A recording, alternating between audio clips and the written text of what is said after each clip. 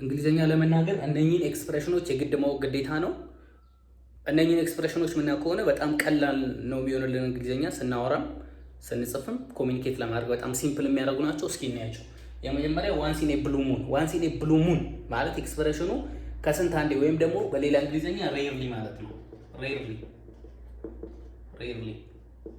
ፎር ኤግዛምፕል አይ ሚት ሄር ዋንስ ኢን ኤ ብሉ ሙን ብንል ከስንት አንዴ ነው ማገኛት። ሴልደምሊ ሁሌ ሳይሆን አንዳንዴ ነው ማገኛት ለማለት ነው። ሬርሊ። ኦኬ ሁለተኛው ላይ ደግሞ ሚት ዘ ቦት። ሚት ዘ ቦት ማለት አይዶማቲክ ኤክስፕሬሽን ነው። የሆነ ኦፖርቹኒቲ ወይም ደግሞ ቻንስ ሚስ ስናደርግ አይ ሚት ዘ ቦት እንላለን። ቱ ሚስ አን ኦፖርቹኒቲ ማለት ነው። ቱ ሚስ አን ኦፖርቹኒቲ። ኦኬ ሶስተኛው ላይ ደግሞ ኦን ክላውድ ናይን። አሁን የክላውድ ናይን ማለት በጣም ደስ ሲል የምንጠቀመው ነው። ወይም ደግሞ አይ አም ኤክስትሪምሊ ሃፒ ስንል አይ አም ኦን ክላውድ ናይን ማለት እንችላለን። ኤክስትሪምሊ ሃፒ ስንል ነው። ኤክስትሪምሊ ሃፒ በጣም ደስ ብሎኛል ማለት ነው። ኦኬ አራተኛ ላይ ደግሞ ሂት ዘ ቡክ።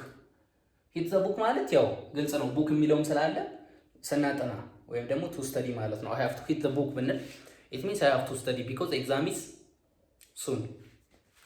ቱ ስተዲ ማለት ነው። ቱ ስተዲ። ኦኬ ሃው አባውት ኢን ኤ ሆት ወተር። ኢን ኤ ሆት ወተር ስንል ደግሞ የኛ ኤክስፕሬሽን ችግር ውስጥ ነኝ ለማለት የምንጠቀመው ነው። ኦር ደግሞ አይ አም ኢን ኤ ትሮብል ስንል አይ አም ኢን ኤ ሆት ወተር እንላለን። ኢን ትሮብል ችግር ውስጥ ገብቻለሁ ለማለት ነው። ኦኬ ሃው አባውት አውት ኦፍ ኤ ብሉ። አውት ኦፍ ኤ ብሉ የሚለው ኤክስፕሬሽን ደግሞ ድንገት ሳናስበው ሰደንሊ የሆነ ነገር ሀፕን ሲያደርግ አውት ኦፍ ኤ ብሉ እንላለን። ሰደንሊ ድንገት ማለት ነው። ሰደንሊ ማለት ነው።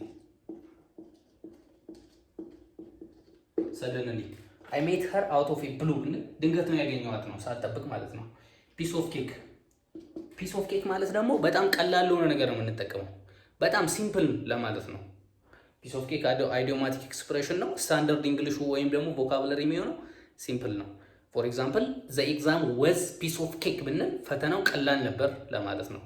ኦር ደግሞ ዘ ኤግዛም ኢዝ ፒስ ኦፍ ኬክ ብንል ፈተናው ቀላል ነው ለማለት ነው።